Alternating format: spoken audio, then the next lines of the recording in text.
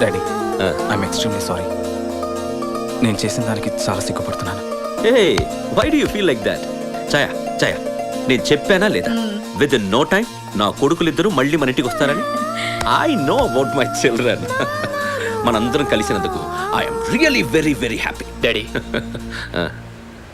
మనందరం కలిసామంటున్నారు, కానీ మనతో పాటు గౌతమ్ కూడా. మనోజ్, నేను చాలా హ్యాపీగా ఉన్నాను. చచ్చిపోయిన వాడి గురించి మాట్లాడి please do not spoil my happy mood please. Come children, let's play come on come on.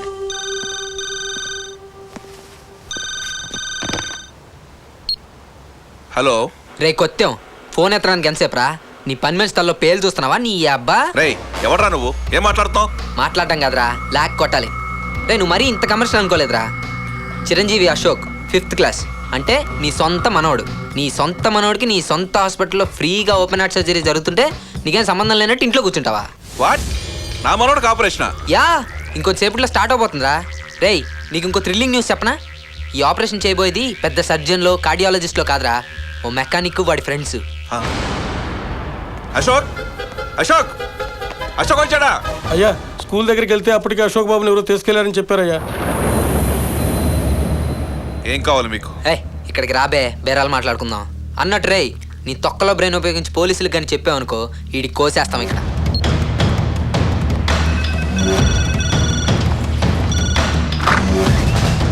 బాబు, వీడినేం చేయొద్దు, వదిలేండి. మీకు ఎంత డబ్బు కావాలని ఇస్తాను, వదిలేండి ప్లీజ్. మీ కార్పొరేట్ హాస్పిటల్ కి పొరపాటున ఎవరైనా వస్తే వదిలేస్తారా? జలగల్లా పట్టి రక్తం పీల్చి పిప్పి చేయరు. రేయ్, అయినా నీ డబ్బులు ఎవరికి కావాలరా? అయితే మీకేం కావాలి? నిజం. దేని గురించి? అమానుషంగా ఓ మనిషిని చంపి డాక్టర్ మనోజ్ని దాంట్లో ఇరికించావు చూడు, దాని గురించి. రేయ్, అన్న ఎవరు చేశారో చెప్పు, లేదంటే వేసేస్తాం. యాక్చువల్గా అంటే ఒరేయ్, ఇటు చెప్పేట్లేడరా. Doctors, let's start the operation. ఆగండి, చెప్తాను. నిజం చెప్తాను.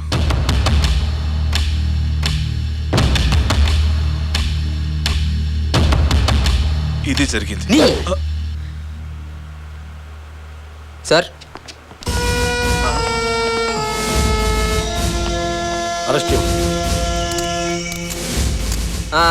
ఫ్రెండ్, ఇంక నువ్వు లేకపోతే. మరి నేను యాక్టింగ్ బాగా చేస్తే చాక్లెట్స్ ఇస్తానన్నారు. ఇవిగో. Thank you. బాయ్ తాతయ్య.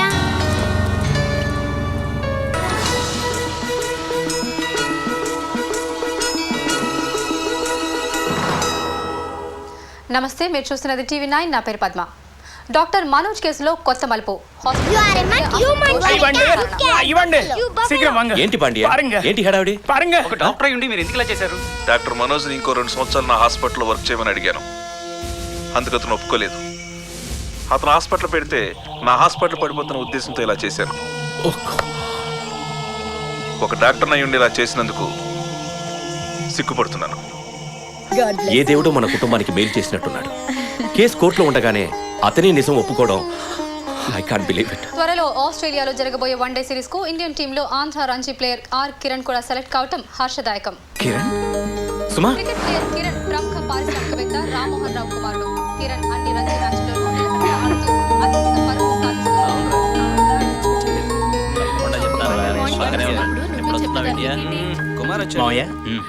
కలెక్టర్ శంభు ప్రసాద్ గారు ఫోన్లో మాట్లాడు. రే Pramod, I will call you back. రండి. నమస్కారం. నమస్కారం. రండి రండి. Congratulations Kiran, all the best. Thank you sir. Please, మా వాడిని విష్ చేయడానికి మీరే స్వయంగా రావడం మా అందరికీ చాలా సంతోషంగా ఉంది. యాక్చువల్గా విష్ చేయడానికి మాత్రమే మేము రాలేదు. ఈరోజే నాకు తెలిసింది మా సుమ మీ కిరణ్ ప్రేమించుకుంటున్నారని. వాళ్ళిద్దరి పెళ్లి విషయం కూడా మాట్లాడదాని వచ్చాం. మీరేనా సుమ రెండో అన్నయ్య? ఎస్. మీ చెల్లెలు మా వాడు కలిసి తిరుగుతున్నారని మా వాడిని నిర్దాక్షిణ్యంగా కొట్టించింది మీరే కదా?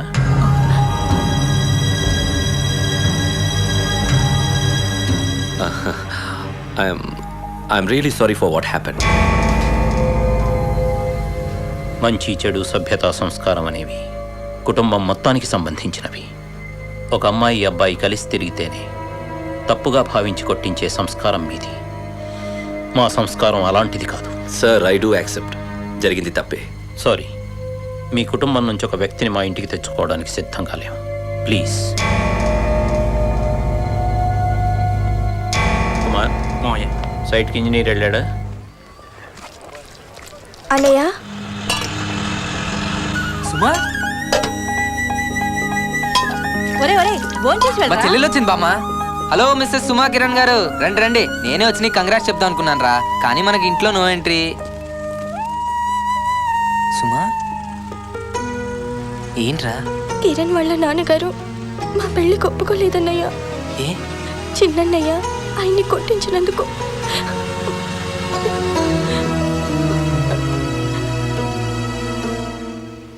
ఏం కావాలి?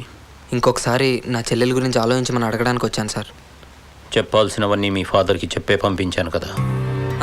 చెప్పారు సార్, కానీ సంస్కారం గురించి ఇంకొకళ్ళు చెప్తే గానీ తెలుసుకునే పరిస్థితుల్లో మా నాన్నగారు లేరండి. శంభూ ప్రసాద్ గారు అంటే సభ్యత, సంస్కారం మాత్రమే కాదు సార్, ఉన్నతమైన విలువలు ఉన్న వ్యక్తి. ఎమోషనల్గా మా అన్నయ్య చేసిన తప్పుకి మా చెల్లెల్ని శిక్షించడం న్యాయం కాదు సార్. మీరు తీసుకునే డెసిషనే కరెక్ట్ అయి ఉంటే ఆ రోజు నుంచే మీ అబ్బాయి మా చెల్లెల్ని కలవగొడుతుంది సార్. కానీ వాళ్ళు ప్రతిరోజు కలుస్తూనే ఉన్నారు, ఎందుకంటే ఏదో ఒక రోజు వాళ్ళ ప్రేమను మీరు అర్థం చేసుకుంటారని. డాడీ, నేను నువ్వా డాడీ? ఆ రోజు వాళ్ళు కొడుతుంటే నన్ను ఎవరో వచ్చి కాపాడారని చెప్పానే, అది ఇతనే. కొట్టించడాలు, కాపాడాలే సంస్కారానికి గుర్తులని నేను అనుకోను సార్. అందుకే ఈ విషయం మీతో చెప్పలేదు. ఇక మీ ఇష్టం సార్.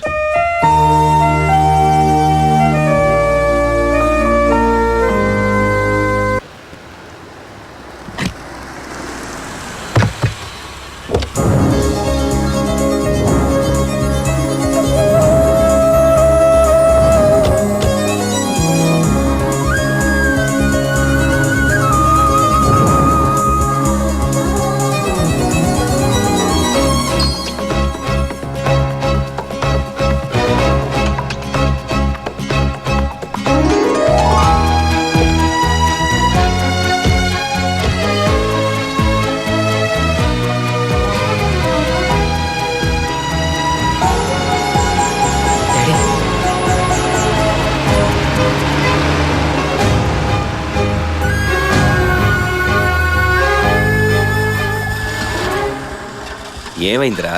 ఓ మై గాడ్, ఏంట్రా ఇలా అయింది? ఇంకా చాలా మందిని మీట్ చేయాలి.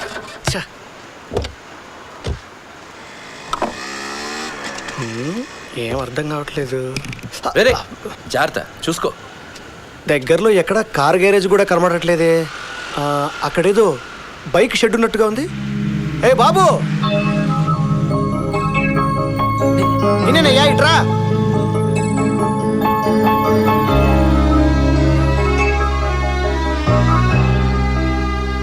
డాడీ,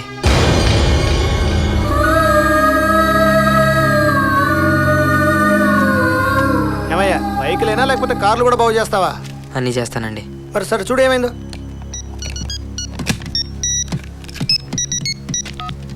హలో, సుబ్రహ్మణ్యం చెప్పు.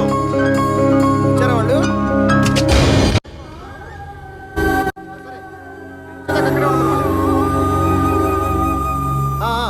సార్, టూల్ కిట్ ఉందా? ఒక్క నిమిషం, డిక్కీలో ఉందమ్మా టూల్ కిట్. సరే, ఆ విషయం ఏమైంది? సుమపే, ఓకే, సాయంత్రం వస్తా అని చెప్పాను కదా. లేదు లేదు,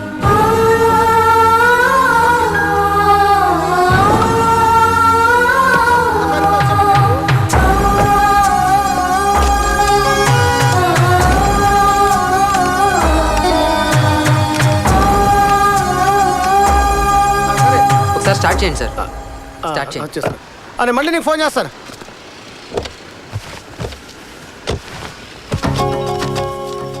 ఓ, ఈ మెకానిక్ ఎవడో చాలా మంచి మెకానిక్లా ఉన్నాడు రా. మంచి మెకానిక్, చెడ్డ మెకానిక్ అని ఉండరు. మెకానిక్ మెకానికే. ఎంత ఇమ్మంటావా? పర్లేదు సార్, చిన్న పని. అంటే ఫ్రీ సర్వీసా? అబ్బాయి లేదు సార్, కొంతమంది దగ్గర పని చేసి డబ్బులు తీసుకుంటాం, కొంతమంది దగ్గర పని చేసి రుణం తీర్చుకుంటాం సార్. అర్థం కాలా? సార్కి అర్థమైంది.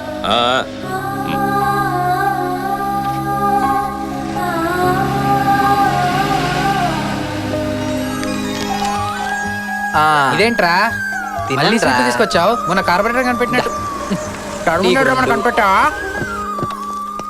ఇది ఇచ్చే బదులు క్వార్టర్ ఇవ్వచ్చు కదా. రేయ్ అదిగోరా కొత్త పెళ్లి కూతురు వచ్చింది.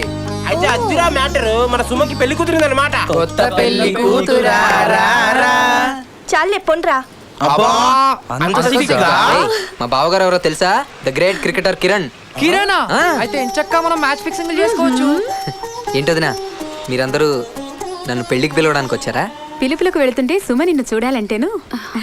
వెడ్డింగ్ కార్డ్స్ మీద పేర్లు రాసేటప్పుడు ముందు నీ పేరు రాయమని చెప్పాం, కానీ మామయ్య గారు షడా ఐడియట్ పేరు ఇంట్లో వినిపించకూడదని ఎన్నిసార్లు చెప్పాను మీకు? ఫోన్లే కదా అని పెళ్లికి పిలిస్తే మళ్ళీ వచ్చి ఇంట్లో తెచ్చేస్తాడా రాస్కెల్ అని అన్నారు కదా.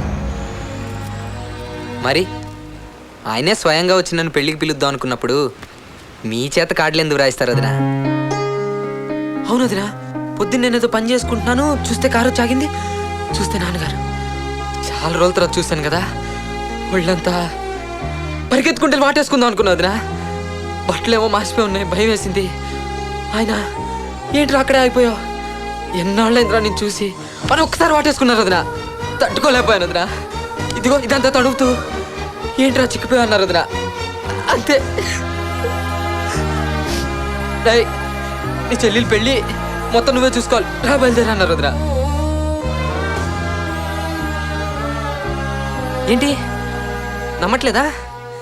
అయ్యో ఇదిగో నాన్నగారే తన స్వస్థాలతో రాసిన ఆహ్వాన పత్రిక.